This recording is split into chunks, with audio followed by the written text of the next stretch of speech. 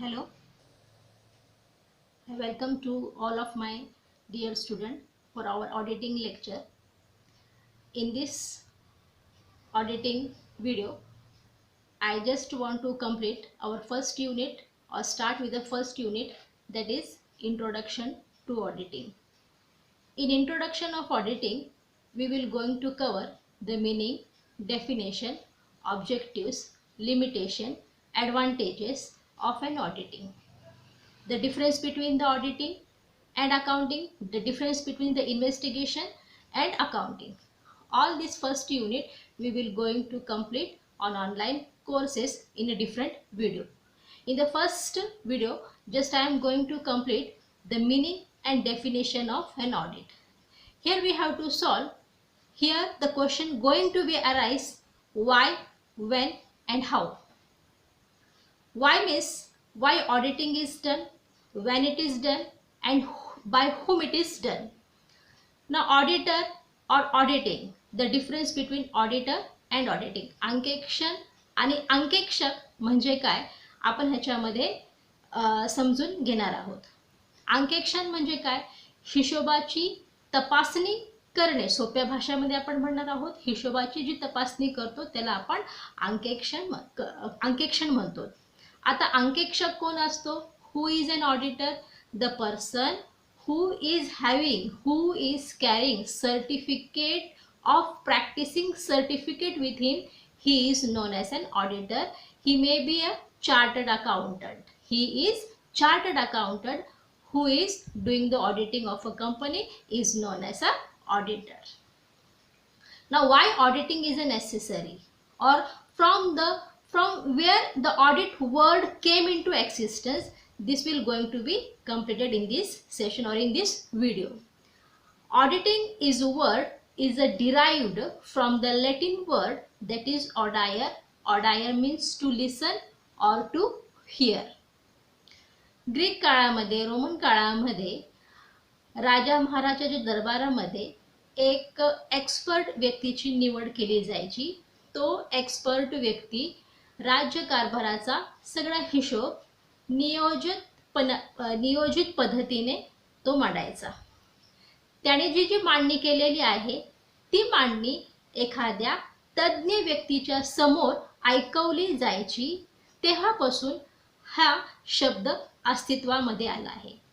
ज्या व्यक्तीसमोर ह्या हिशोबाची मांडणी केली जायची तो व्यक्ती तो हिशोबाची मांडणी व्यवस्थितपणे ऐकून त्याच्यावर आपलं मत किंवा ओपिनियन प्रदर्शित करायचा किंवा द्यायचा, अशा व्यक्तीला ऑडिटर म्हटलं जायचं. According to the 1956 Companies Act, it is mandatory for every private and a public company that they should do auditing. Auditing is necessary for every company. Why it is necessary? Because the company is formed by so many people. The shareholder may be interested to know whether the company is going in a profit form or in a loss form, whether it is making some progress or not.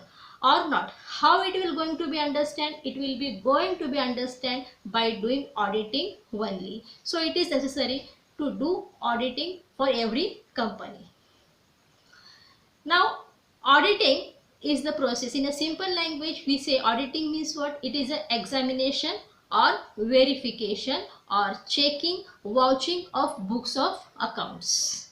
Checking, vouching books of accounts, and whether that books of account is giving a true or fair view regarding that. They have to give the opinion and submit the report to the shareholder or to the management of the company. Now here are some definitions given by Professor M.L. Chandelier. Auditing may be defined as inspecting, comparing, checking, reviewing, vouching, scrutinizing, examination and verifying the books of accounts of a business concern with a view to have correct, true idea of the financial statement of a views. It is a systematic, independent examination of records, and performance. That can be a financial or non-financial for the specific purpose by the auditor by collecting, evaluating audit evidence and thereby providing audit report.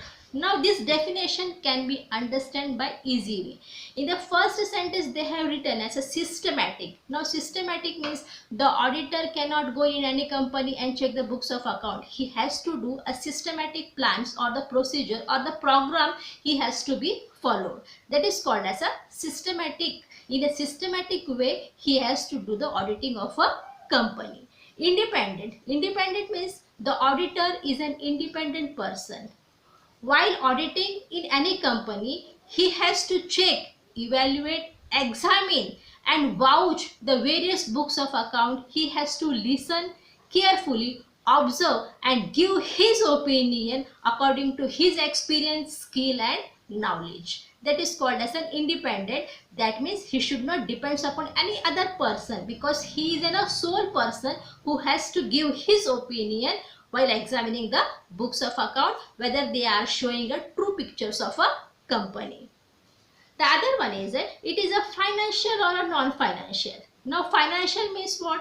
The company, it is a financial. Whatever the ledgers, sales, evidence, subsidiary books, these are the financial things. Non-financial means register of a member, number of a shareholder, register of any member. This is called as a non-financial. So those financial and a non-financial, both things are interly connected with each other. So one is affected, the other will also going to be affected. So both the things they have to scrutinize properly. So from this definition you may understand the meaning of an auditing very well, I think so.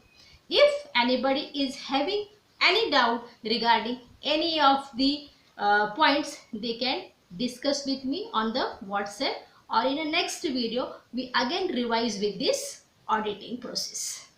Thank you.